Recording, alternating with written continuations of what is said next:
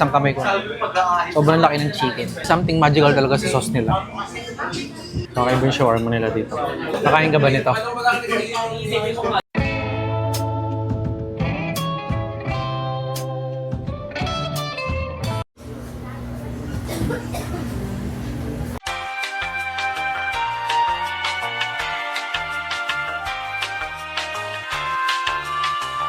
Orders complete na.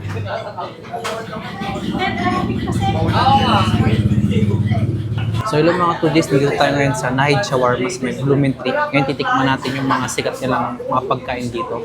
Katulad itong chicken biryani, chicken cello, ox brain, and shawarma nila. Isang beef, pati isang chicken. So kain tayo. Una muna natin tikman is itong chicken biryani nila. Tingin ko soup to no? Pero tikman natin kung ano yung lasa. Hindi ko sure kung soup pero medyo malapot kasi siya. Parang lumalaki yung chicken nila dito. Isang kamay ko. Sobrang laki ng chicken. Pero syempre, nagmahal din. Yun yung expect mo. Tikman na natin yung chicken. May nasama ng rice, tikman natin yung chicken. Kain tayo. Parang pareha sila nung nakainan natin sa Quiapo. Yung flavor nito, medyo angat yung ano niya, yung lasa niya. Lasa mo yung ano tawag dito, star anise and yung mga spices na nilagay. So, tikman na natin na may kanin. Pero, lagyan muna natin ng mga ganito. Ito hot sauce nila to Ito yung garlic mayo nila. Kain tayo. Tingin ko nagpapabalance sa kanya yung ano, yung garlic mayo. Yung chicken biryani para sa akin, masarap siya. Approve. Meron pa nga pala silang mga kasamang ganito. Yung mga pipino, tomato, and sibuyas. Ngayon, ilalagay ko siya sa kanin. The Perfect Bite Part 2. So, kain tayo. Kahit sa second bite, super approve pa rin sa akin. Masarap siya. So, next naman mga 2 days is itong chicken cello with rice. Hindi ko alam kung paano banggitin kasi yung spelling niya, C-E-L-L-O. Hindi totoo yan. Tikman muna natin yung chicken. So, kain tayo. May pagka, para siyang inihaw. Kasi meron siyang ganito, yan. Wow! Yung mga marka ng ihaw. May tamang alat siya, pati garlicky flavor. Ganon. Gusto ko yung lasa. Tikman naman natin merong rice. So, the perfect bite. Kain tayo. Pag nilagyan mo yung mga pagkain nila ng sauce nila, lalong sumasarap. Kaya itong chicken cello, para sa akin, approve siya, masarap. Siyempre, hindi ba kompleto ang ating mga Middle Eastern food kung walang shawarma. Isang beef, pati isang chicken. Una muna tikman is itong beef shawarma nila. Kain tayo. Kakaiba yung shawarma.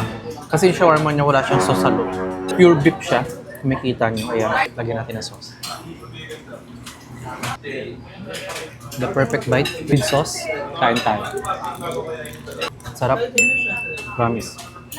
Kakaiba yung shawarma nila dito. Approve para sa akin, masarap siya. So next naman mga ka-2Js is itong chicken kebab sandwich. Ito siya. And that is beautiful. Utang ino. I don't know if makakonsider mo siyang shawarma. Pero sabi, shawarma daw Kain tayo. Pareha sila ng concept nitong dalawa. Wala siyang sauce, pero punong-puno ng gulay. Tapos yung meat. Yung kalasa ng meat, parang ito. Perfect bite. Kain tayo.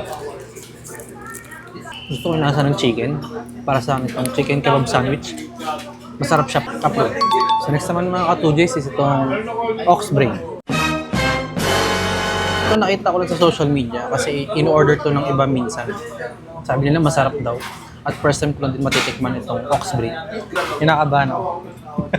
Mana natin. Kain tayo. Look at this dude. It's not bad.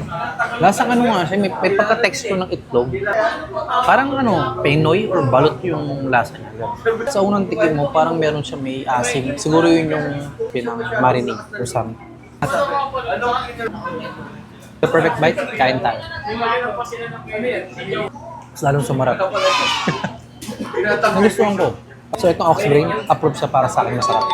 Meron sila mga drinks dito. Ang in-order namin is itong lemon Yakult.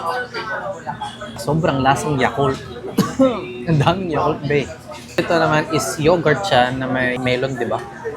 So pwede ko mag-add ng fruits. Sarap. Ano lang to. Dominant yung lasa ng yogurt. Masarap. Masarap yung mga drinks nila. So, ang tanong mga ka-2Gs is kung babalikan o hindi babalikan. Para sa akin, babalikan siya. Kasi, ang must try yung lahat ng in-order namin. Actually, pinaka-favorite ko dito is yung chicken biryani. Tapos, beef shawarma nila. Kasi kung makita nyo talaga, purong beef talaga yung nakalagay dito. Ox brain. Hindi ko alam kung na mawi-weirdohan kayo kung ano. Pero masarap siya para sa akin. Lasang balot ba? Ganon. Alam mo yung pag kinain nyo yung puti ng balot or ng penoy. Yun yung lasa na.